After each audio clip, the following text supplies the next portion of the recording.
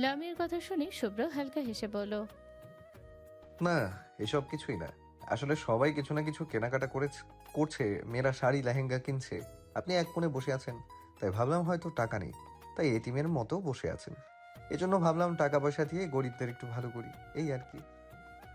শুভ্রের কথা শুনে লামিয়া বিরক্ত হয়ে বলল, আমি শাড়ি লেহেঙ্গা পরি না। কেন? গরুর মানা আছে তাই। আপনার গুরুকে? আছে কেউ। ও, বুঝতে পেরেছি, বিশেষ কেউ মানা করেছে বুঝি। শুভ্রের কথায় লামিয়া শীতল দৃষ্টিতে তাকালো শুভ্রের চোখের দিকে, তারপর গম্ভীর কণ্ঠে বলল, হয়তো। বলেই উঠে চলে গেল সেখান থেকে। শুভ্র লামিয়ার যাওয়ার দিকে যেয়ে মলিন হাসল। শপিং মলের সামনে গাড়ি এসে থামতে ভিতর থেকে বেরিয়ে এলো মিলি। চোখে কালো সানগ্লাস এঁটে হেঁটে হেঁটে ভিতরে প্রবেশ করলো। তার পেছনেই তার অ্যাসিস্ট্যান্ট তিহা। সবার আগে লেডিস শার্ট প্যান্ট কিনে নিল। তারপর একের পর এক দোকান ঘুরতে ঘুরতে ঘড়ি দোকানে প্রবেশ করলো। বিভিন্ন রকমের লেডিস ঘড়ি দেখতে দেখতে একটা ঘড়ি পছন্দ হলো। সেটা ধরার জন্য হাত বাড়াতেই কেউ তার আগে ঘড়িটা ধরে ফেল। মিলি রেগে গেল। তার পছন্দ করা জিনিস আরেকজন ছো মেরে নিয়েছে, তা তার মোটেও পছন্দ হয়নি। তাই রেগে পাশে তাকাতে দেখলো খয়েরি রঙের একটা কামিজ পরা, চুলগুলো বেনি করা, খয়েরি রঙের ফিতা দিয়ে চুলগুলো বাঁধা। লামিয়া পাশ ফিরে তাকাতে মিলি চমকে উঠল। লামিয়া সামনে থেকে দোকানের লোকটিকে বলল, এটা আমার পছন্দ হয়েছে, প্যাক করে দিন এটা। তখনই মিলি বলে উঠল, এটা আমার পছন্দ হয়েছে আগে, তাই এটা আমি নিব। মিলির কথা শুনে লামিয়া ফ্রুকুচকে পাশে তাকিয়ে বলল, আপনার পছন্দ হয়েছে আর আমি আগে ধরেছি, তাই এইটা আমার। আপনি অন্য ঘড়ি দেখুন। তো কি হয়েছে, আমি এই ঘড়ি নিব, তুমি অন্য ঘড়ি দেখো। আমার পছন্দের জিনিসের দিকে কেউ চোখ তুলে তাকালে আমি সেই চোখ তুলে নিই। চোখ মুখ শক্ত করে বলল মিলি। তোলাতুলির কথা তোলাতুলির কথা অন্য জায়গায় যেয়ে বলবেন কেমন? আর শুধু ভেজাল না করে সামনে থেকে সরুন। কথা কোথা থেকে সব ভেজাল আমার ওপর এসে পড়ে আমি বুঝি না। মিলি দোকানদারকে বলল, এই ঘড়ির দাম কত? তার চেয়েও দ্বিগুণ টাকা দিয়ে আমি কিনবো, তবুও আমার এটা চাই।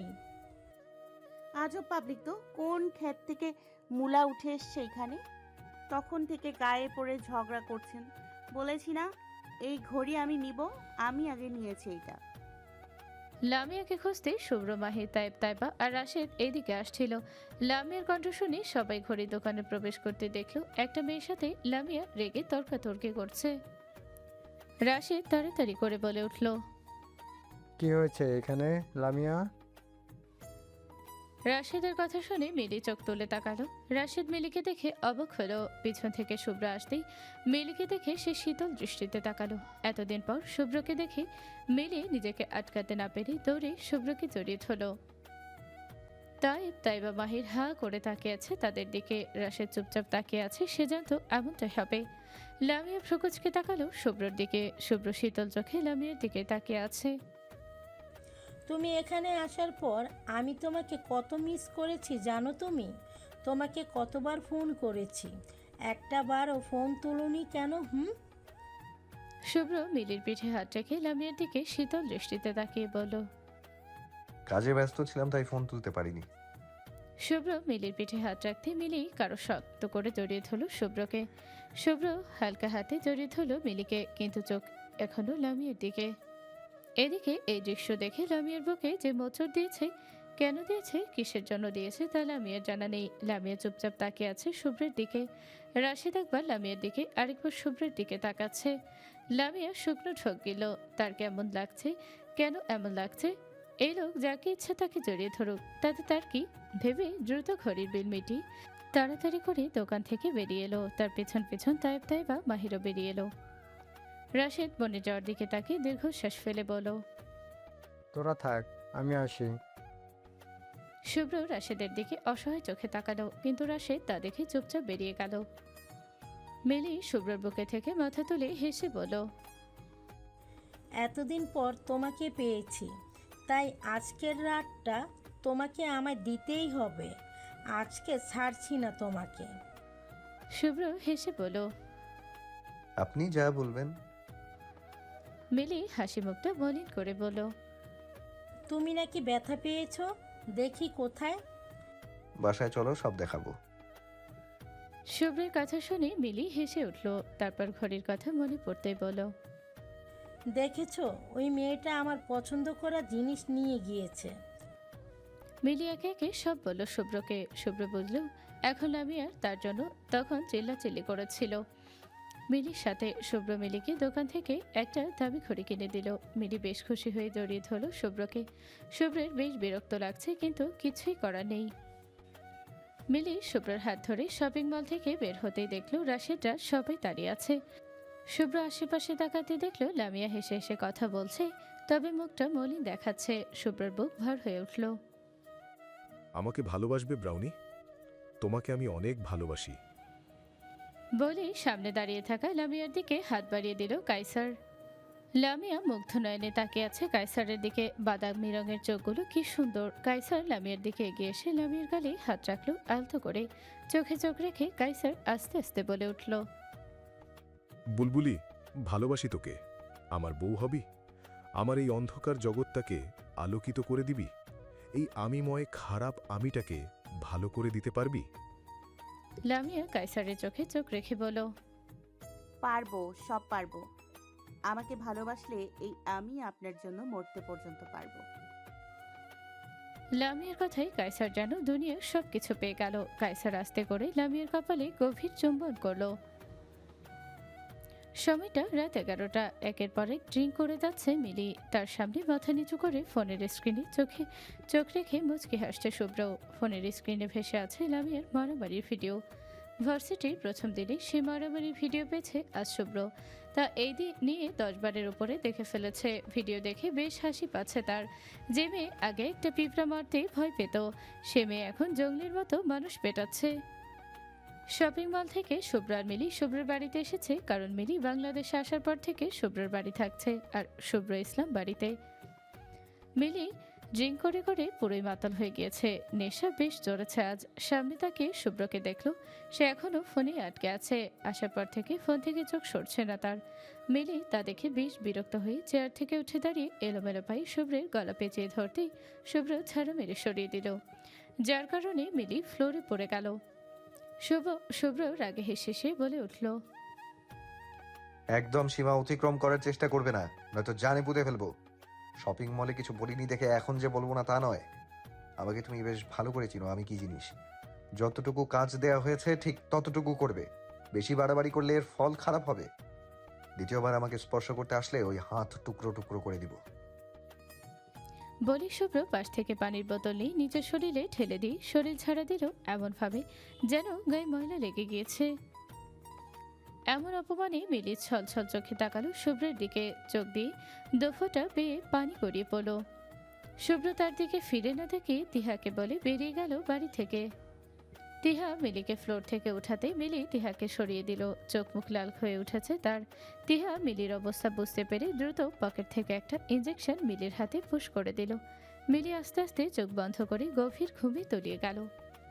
বারান্দায় বসে গেমস খেলছে লামিয়া। মাহির তাইবা দেখে মনে হচ্ছে বেশ কোনো গুরুত্বপূর্ণ কাজ করছে। বাড়ির সবাই কিছুক্ষণ আগে খেয়ে ঘুমিয়ে পড়েছে, তারাই পেঁচার মতো শুধু জেগে আছে। হঠাৎ বাগানের পিছনের গেট খোলার শব্দ শুনে কান খাড়া করলো চারজন, কিন্তু চোখ তাদের ফোনে। পুরাতন লোহার গেট হয়, গেট খুলে বেশ শব্দ হয়। আস্তে আস্তে শব্দ বাড়াতেই চারজন ফোন থেকে চোখ সরিয়ে একে অপরের দিকে চাউচাই করলো। তারপর বারান্দা দিয়ে বাহিরের দিকে তাকিয়ে দেখলো কেউ কালো রঙের হুড়ি পরে বাগানে প্রবেশ করলো। তা দেখে ভ্রুকুচকে তাকিয়ে দ্রুত যে যার ঘরে চলে গেল। লামিয়া তার খাটের নিচে থেকে হকি বের করে বেরিয়ে আসলো রুম থেকে। মাহির হাতে ক্রিকেট ব্যাট, তাইব ক্রিকেট স্টাম্প আর তাইবা একটা দা দিয়ে নিয়ে দৌড়ে বের হলো রুম থেকে। তাইবার হাতে দা দেখে লামিয়া মাহির তাই ভ্রুকুচকে তাকালো তার দিকে। মাহির পাশ থেকে বলল, সব ঠিক আছে, দা কেন? তাইবা মাহিরের কথা শুনে বিরক্ত হয়ে বলল, ওই চোরের গলা আলাদা করে দিব তাই। এখন চল তাড়াতাড়ি। কেউ আর কিছু না বলে দ্রুত দৌড়ে বেরিয়ে আসলো। এসে দেখলো বাগানে কালো হুডি পরা একটা লোকটা বাগানে থেকে হাসনাহেনা ফুল ছিঁড়ে সেটা পকেটে গুজে সামনের দিকে এগিয়ে গেল। লামিয়া তাইবা মাহির তাকে অনুসরণ করে তার পিছন পিছন এগিয়ে গেল। হুডি পরা লোকটি সোজা লামহার বেলকনির সামনে এসে দাঁড়ালো। লামিয়া তাইবা মাহির চুপচাপ অন্ধকারে দেখতে লাগলো লোকটা কি করে। হুডি পরা লোকটি পাশ থেকে মই এনে লামহার বেলকনি বরাবর রাখলো। তা দেখে তাই ফিসফিস করে বলল, সবই বুঝলাম, কিন্তু চোরটা লামহার ঘরের বেলকনিতে মই রাখলো কেন? পাশ থেকে মাহির আস্তে করে বলল, ঠিকই তো, চোর কি লামার ঘর থেকে চুরি শুরু করবে নাকি? পাশ থেকে তাইবা বলল, যেখান থেকেই চুরি করুক না কেন, এর মৃত্যু আমার হাতেই হবে আজ। লামিয়া বাঁকা হেসে বলল, এই কোনো সাধারণ চোর নয় লা, এ হলো প্রেমিক চোর, এর ক্ষমতা সাংঘাতিক। তাই বলল। কেমন সাংঘাতিক? লামিয়া নিচের ঠোঁট কামড়ে হেসে বলল, খুব সাংঘাতিক, আর এর শাস্তি পেতে হবে। রাত বিরাতে প্রেম চুরি ইসলাম বাড়িতে নট অ্যালাউ। লামিয়ার কথা তখন না বুঝতে পারলেও এখন তারা তিনজন বেশ ভালো মতোই বুঝতে পেরেছে। তাই বুঝতে পেরে বাঁকা হেসে বলে উঠল, আপনারা কে হোগা কালিয়া?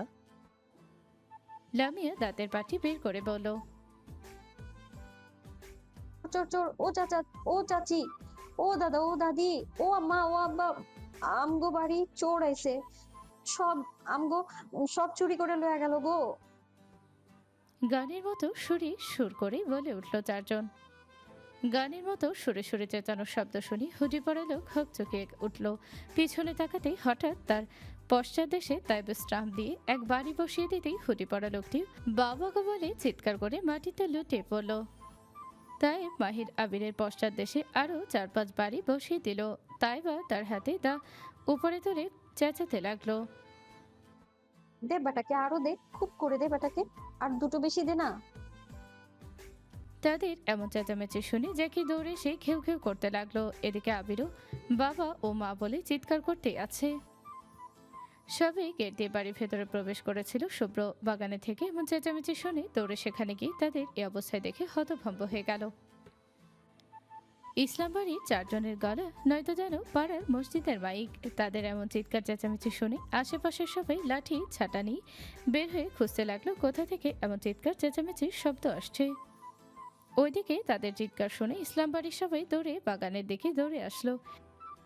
এদিকে আজমেরি বেগম ফেস প্যাক মুখে লাগিয়ে সবসময় ঘুমায়, আজকেও ফেস প্যাক লাগিয়ে ঘুমিয়েছিল। চোর চোর চিৎকার শুনে আজমেরি বেগম উঠে দ্রুত আলমারি খুলে একে একে সব গহনা পরে ফেললো। তারপর তাড়াতাড়ি করে বাগানের দিকে দৌড় দিল। এদিকে খান বাড়ির লোকজনও লাঠি নিয়ে দৌড়ে এসেছে ইসলাম বাড়ি। আমির সাহেব রেগে বললেন, চোর এসেছে? কোথায় চোর? ওর পিছনে মেরে চামড়া তুলে ফেলবো। বলেই দৌড়ে গেলেন বাগানের দিকে। তাইব হুডি পরা লোকটার হাত ধরে বলল, ইয়ে, হাত মুছে দে দো চোর। পাশ থেকে তাইবকে ধাক্কা দিয়ে সরিয়ে হুডি পরা লোকটি মাথা ধরে দাও পরে তুলে নাটকীয় ভঙ্গিতে বলল, হে নরপিশাচ, আমার হাতেই তোমার মৃত্যু নিশ্চিত। तुम्हारा ये सर मुझे दे दो चोर।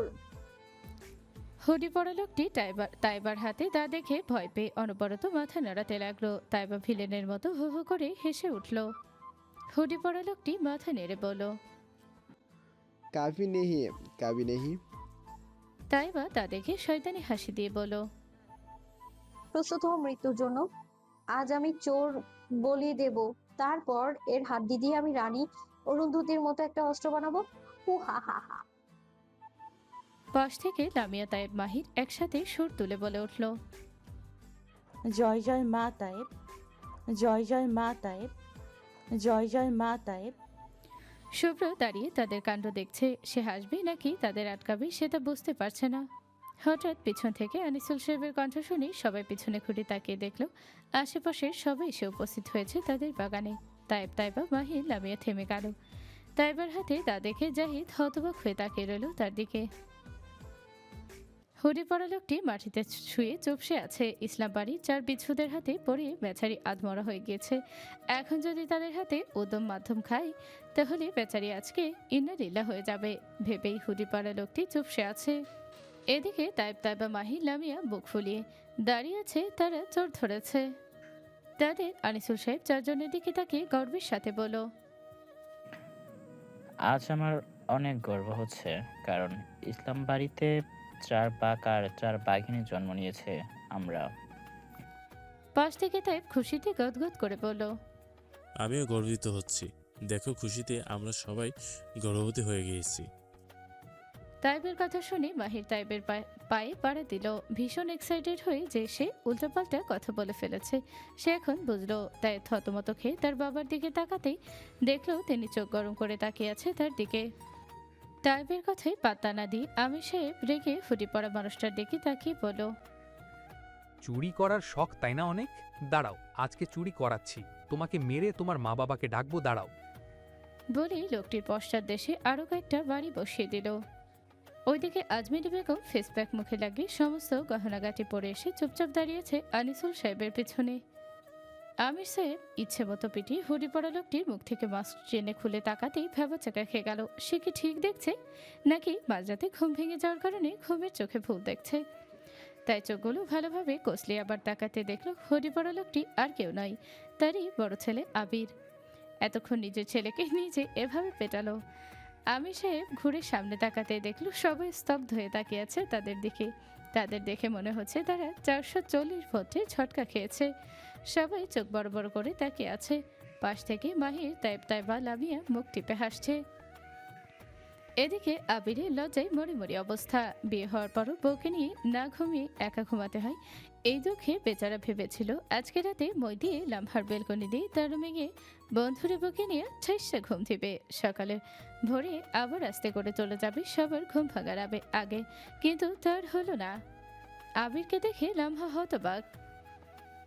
শফিকুল সাহেব আবিরের দিকে তাকিয়ে বলো, কি ব্যাপার, তুমি এত রাতে এখানে কি করছো? তাও এমন করে এসেছো কেন? আবির কোনো কথা বলছে না। তা দেখে পাশ থেকে আমির সাহেব গম্ভীর গলায় বলো, কি ব্যাপার, কথা বলছো না কেন? আবির নিজেকে আর ধরে রাখতে না পেরে বলল, বউয়ের কাছে এসেছিলাম। বিয়ের পরও বউ ছাড়া ঘুমাতেও ভালো লাগে না, কিন্তু এসে যে এই ইসরায়েলদের হাতে পড়ব তা জানা ছিল না। আবিরের কথা শুনে সবাই হতবাক হয়ে গেল। এদিকে লামহার লজ্জায় মরি মরি অবস্থা। আমির সাহেব আবিরের দিকে চোখ পাকিয়ে তাকালো। আবির কি বলতে চাই, কেন এসেছে সেটা সবাই বুঝতে পারল। আমির সাহেব রেগে বললেন, অসভ্য ছেলে, লজ্জা শরম খেয়ে ফেলেছো নাকি? আর কয়েকটা দিন সহ্য করা যেত। সাফন বুঝতে পেরে পরিস্থিতি সামলে বলল, আচ্ছা, যা হবার হয়েছে, এখন যে যার বাসায় যান। পাশ থেকে দুই বাড়ির ছোটরা মিটমিট করে হাসছে। বাড়ির বড়রা কিছু না বলে বাড়ির দিকে হাঁটা দিল। আনিসুল সাহেব দীর্ঘশ্বাস ফেলে পিছনে তাকাতেই চিৎকার করে উঠল, আল্লাহ গো, ডাইনি! আনিসুল সাহেবের চিৎকার শুনে সবাই তার দিকে তাকালো। রাশেদা বেগম দৌড়ে স্বামীকে ধরলেন। হার্টের রোগী এই লোক, যদি কিছু হয়ে যায় তাই সে সবসময় ভয়ে থাকে। আজমেরি বেগম বিরক্ত হয়ে বলল, ডাইনি না, তোর আম্মা, বেটা চুপ কর। আজমেরি বেগমের কথা শুনে রাশেদা বেগম বিরক্ত হয়ে বলল, আম্মা, এই রাত বেরাইতে এসব কি? আর এত গয়না পরে বাইরে এসেছেন কেন? আর মুখে এসব কি লাগিয়েছেন? জানেন না আপনার ছেলে হার্টের রোগী? জানি হার্টের রোগী, আর এই গয়না পরেছি চোর আইছে বলে, তাই পয়রা চোরের দেখাইবার আইছিলাম যে দেখ তুই ধরা খাইছস, আমার এত গয়না চুরি করতে পারস নাই, তাই পরছি। আজমেরি বেগমের কথাই রাশেদা বেগম বিরক্ত হয়ে তার প্রাণের প্রিয় স্বামীকে বাড়ির ভেতরে নিয়ে গেলেন। হামিদ সাহেব তার মায়ের কাঁধে হাত ধরে কিছু বলতে বলতে তাকে নিয়ে চলে গেল বাড়ির ভেতর। আস্তে আস্তে খানবাড়ির সবাই চলে গেল। এদিকে বাগানে খানার ইসলাম বাড়ির ছেলেমেয়েরা দাঁড়িয়ে আছে। আবির ইসলাম বাড়ির 4 বিচ্ছুদের দিকে তাকিয়ে বলল, তোরা ইচ্ছে করে এমন করেছিস তাই না? তাইবা মাহির লামিয়া একসাথে মাথা উপর নিচ করে আপাতত ডানবে বামে মাথা নাড়ালো। তা দেখে আবির ক্ষিপ্ত হয়ে বলল, দেখেছিস, ওরা ইচ্ছে করে করেছে, আবার না বলছে। তা শুনে লামিয়া একদম ইনোসেন্ট ফেস নিয়ে বলল, ছি আবির ভাই, এসব কি বলেন? ইচ্ছে করে করব কেন? আমরা তো ভেবেছিলাম চোর, আর আপনি যেভাবে এসছেন চোর না ভেবে উপায় আছে? আর আমরা কি জানতাম আপনি মধু খেতে এসছেন? জানলে তো আমারই আপনাকে মধুর চাকে ছুঁড়ে দিতাম। পাশ থেকে মাহির তাইবা বলে উঠল, হ্যাঁ হ্যাঁ হ্যাঁ। রাশেদ আর কাউকে কিছু বলতে দিল না, কারণ রাত হয়েছে অনেক। আবিরকে লাবিবার সাফওয়ান ধরে উঠালো। তা দেখে সবাই হাসছে। আবির লামহার দিকে অসহায় চোখে তাকালো। সাফওয়ান তা বুঝতে পারলো, তাই সাফওয়ান লামহাকে বলে